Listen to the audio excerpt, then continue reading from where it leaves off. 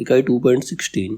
अब इसमें तर्क और स्थापना संबंधित प्रैक्टिस क्वेश्चन दे रखे हैं, स्थापना और तर्क, असर्शन और उसका रीजन, तो उससे रिलेटेड क्वेश्चन दे रखे प्रैक्टिस क्वेश्चन। तो पहला है स्थापना ए, मनुष्य को कर्म में प्रवृत्त करने वाली मूल प्रवृत्ति भावात्मिकता है।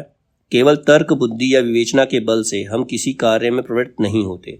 इसका तर्क है क्योंकि जहाँ जटिल बुद्धि व्यापार में अनंतर किसी कर्म का अनुष्ठान देखा जाता है, वहां भी तय में कोई भाव या वासना छिपी रहती है। इसमें ए और आर दोनों सही है। क्वेश्चन नंबर 2, स्थापना है, अभिव्यंजनावादियों के अनुसार कवि या कलाकार अपने अंतर की भावना को बाहर प्रकाशित करता है और बाह्य वस्तु को नहीं। तर्क, क्योंकि अभिव्यंजनावादी अंतर की भावना की जगह बाह्य वस्तु को अधिक महत्व देता है। इसमें ए सही है और आर गलत है। क्वेश्चन नंबर 3, स्थापना ए, मन को अनुरंजित करना, उसे सुख या आनंद पहुंचाना ही कविता का अंतिम लक्ष्य मानना चाहिए। रीजन, तर्क है क्योंकि कविता मनोविलास की सामग्री है जिससे सहृदय पाठक अपनी कुंठाओं से मुक्त होता है। ऐसे ही हृदय की मुक्त अवस्था कहा गया है। इसमें ए और आर जो दोनों ही गलत हैं। क्वेश्चन नंबर 4, स्थापना ए, फ्रायड के अनुसार कला और धर्म दोनों का उद्भव अचेतन मानस की संबंधित प्रेरणा और इच्छाओं में ही होता है। इस काम शक्ति के उन्नयन के फलस्वरूप, उन्नयन मतलब बढ़ने के फलस्वरूप कलाकार सृजन करता है। तर्क है क्योंकि अवचेतन मानस में काम शक्ति के उन्नयन के फलस्वरूप कलाकार सृजन करता है। इसमें ए और आर दोनों सही है। क्वेश्चन नंबर 5, स्थापना ए, काव्य का जो चरम लक्ष्य सर्वभूत को आत्मभूत करा के अनुभव कराना है, उसे साधन में ही अहंकार का त्याग आवश्यक है। तर्क, क्योंकि जब तक इस अहंकार से पीछा नहीं छूटेगा तब तक प्रकृति के सब रूप मनुष्य की अनुभूति के भीतर नहीं आ सकते। तो इसमें ए और आर दोनों सही हैं। क्वेश्चन नंबर 6, स्थापना ए, मनुष्य के लिए कविता इतनी प्रयोजनीय वस्तु है कि संसार की सभ्य असभ्य सभी जातियों में किसी न किसी रूप में पाई जाती है। तर्क, इसीलिए कविता की जरूरत मनुष्य जाति को हमेशा रहेगी। तो इसमें ए और आर दोनों सही हैं। क्वेश्चन नंबर 7, वैचारिक स्वतंत्रता साहित्यकार को व्यापक सामाजिक सत्य और संवेदना से विमुख करती है। तर्क, क्योंकि विचारबद्धता उसकी संवेदनात्मक अभिव्यक्ति को सर्व स्वीकृति सामाजिक विस्तार देती है। इसमें ए और आर दोनों गलत है। क्वेश्चन नंबर 8, स्थापना ए, कवियों ने लोक रक्षा के विधान में करुणा को ही बीज भाव माना है। करुणा से रक्षा का विधान होता है। तर्क, क्योंकि कविता में अभिव्यक्त अन्य भाषाओं में लोक रक्षा का विधान नहीं पाया जाता। इसमें ए और आर दोनों सही हैं। क्वेश्चन नंबर 9, स्थापना ए, मिथक सर्वकालिक और सार्वदेशिक होते हैं। तर्क, इसीलिए मिथक के माध्यम से किसी भी समय और समाज के अंतर विरोध और संवेदना की अभिव्यक्ति संभव है। इसमें ए गलत है लेकिन आर सही है। क्वेश्चन नंबर 10, स्थापना ए, नाद सौंदर्य से कविता की आयु नहीं बढ़ती। तर्क, क्योंकि नाद सौंदर्य का योग कविता का पूर्ण स्वरूप खड़ा करने के लिए कुछ ना कुछ आवश्यक होता है। इसमें ए गलत है और आर सही है। नाद सौंदर्य क्या होता है? इसमें म्यूजिक डालना, उससे कविता की आयु नहीं बढ़ती, तो ये गलत है, उससे कविता की आयु बढ़ती है। और दूसरा जो रीजन दे रखा है वो सही है, क्योंकि नाद सौंदर्य का योग कविता का पूर्ण स्वरूप खड़ा करने के लिए कुछ ना कुछ आवश्यक होता है, मतलब नाद सौंदर्य कहीं ना कहीं जरूरी होता है। ये सही है। क्वेश्चन नंबर 11, स्थापना ए, मरणासन महाकाव्य के गर्भ से उपन्यास का जन्म हुआ। तर्क, क्योंकि उपन्यास का उदय पश्चिम में मध्य वर्ग के उदय के साथ हुआ था। इसमें ए और आर दोनों सही हैं। क्वेश्चन 12, स्थापना ए, साधारणीकरण की प्रमुख आधारशिला मानव सुलभ समानुभूति है।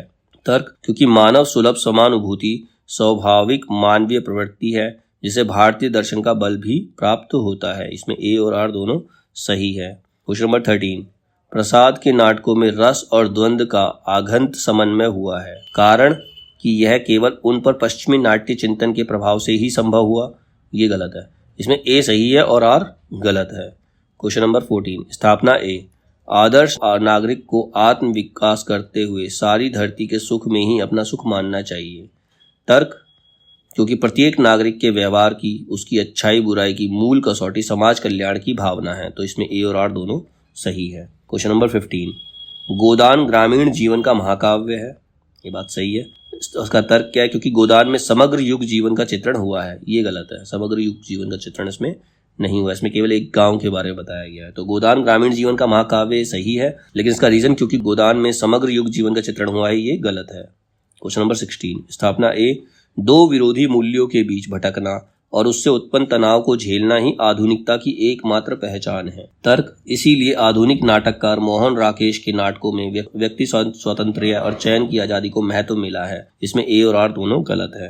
क्वेश्चन नंबर 17, स्थापना ए, विभवादि के परिवर्तन स्वरूप के अनुसार रस के आस्वादन में विचित्रता नहीं आती। तर्क, क्योंकि रस स्वयं में विभाव निरपेक्ष होता है। इसमें ए और आर दोनों सही है। क्वेश्चन नंबर 18, स्थापना ए, प्रतिभा के विस्फोट के लिए समावेश की आवश्यकता है किंतु सारे रसिक कवि नहीं बनते।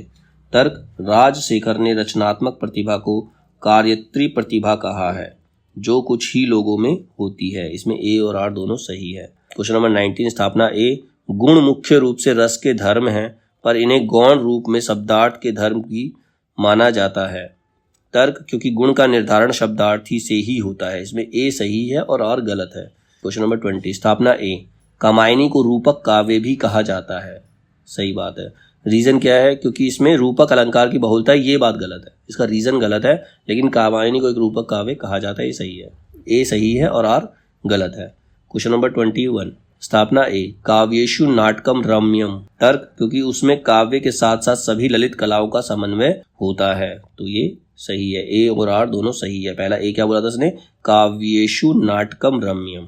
काव्य का मतलब होता है नाटक में रम जाना, उसमें खो जाना, क्योंकि उसमें काव्य के साथ साथ सभी ललित कलाओं का समय होता है। नाटक के अंदर काव्य के साथ साथ और भी नई अलग अलग कलाएं होती हैं, तो इसमें ए और आर दोनों ही सही हैं। क्वेश्चन नंबर 22, स्थापना ए, काव्यानुभूति का मूल आधार लोकानुभूति ही है। तर्क, क्योंकि केवल लोक जीवन का यथार्थ ही उसके ज्ञान और भाव क्षेत्रों का विस्तार करता है, कल्पना नहीं। तो उसमें ए सही है, लेकिन आर जो है गलत है।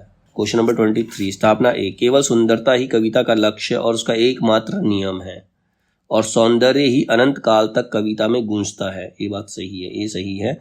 और उसका रीजन बोलता है क्योंकि सत्य और शिव कविता कामिनी के सौंदर्य वर्धन के लिए ना तो उतने उपयोगी है और ना कालजयी। ये गलत है। इसमें ए सही है और आर गलत है। क्वेश्चन नंबर 24, स्थापना ए, आधुनिक मनुष्य को इतिहास और समय के नियम कानूनों का जितना ज्ञान है उतना पहले किसी युग में प्राप्त नहीं था।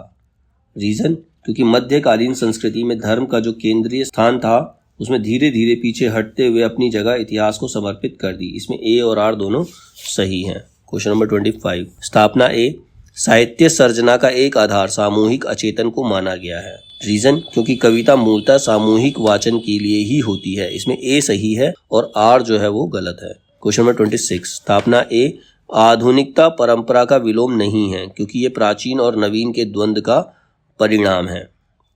रीजन, क्योंकि आधुनिकता ने मानव ज्ञान को निरंतरता और नूतनता प्रदान की है, संस्कृति को गतिशीलता दी है। तो इसमें ए और आर दोनों सही हैं। क्वेश्चन नंबर 27, स्थापना ए, भारतेंदु युगीन गद्य की भाषा तो खड़ी बोली हो गई पर कविता की भाषा ब्रज भाषा ही रही। रीजन, क्योंकि भारतेंदु युगीन अधिकांश कवि ब्रज क्षेत्र के थे।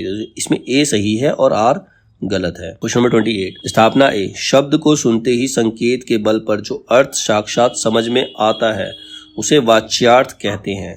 इस अर्थ को सूचित करने वाली शब्द वृत्ति अमीधा वृत्ति कहलाती है। ये बात सही है, सही डेफिनेशन है ये। इसका रीजन, क्योंकि भाषा में अर्थ ग्रहण अमीधा वृत्ति से ही होता है। ये गलत है, तो इसमें ए सही है और आर गलत है। क्वेश्चन नंबर 29, स्थापना ए, जिस जाति की सामाजिक अवस्था जैसी होती है उसका साहित्य भी वैसा होता है। सही बात है।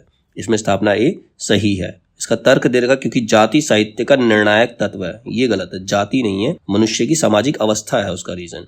तो इसमें ए सही है और आर जो है वो गलत है। क्वेश्चन नंबर 30, स्थापना ए, उत्तर आधुनिकता पूंजीवादी विकास की नई स्थिति और विश्व की नई अर्थव्यवस्था का परिणाम है। तर्क, क्योंकि नव पूंजीवाद की नाना विकृतियों यानी कि उसकी बुराइयों और नाना रूपों के सामाजिक साक्षात्कार ही उत्तर आधुनिकता है। तो इसमें ए और आर दोनों सही है।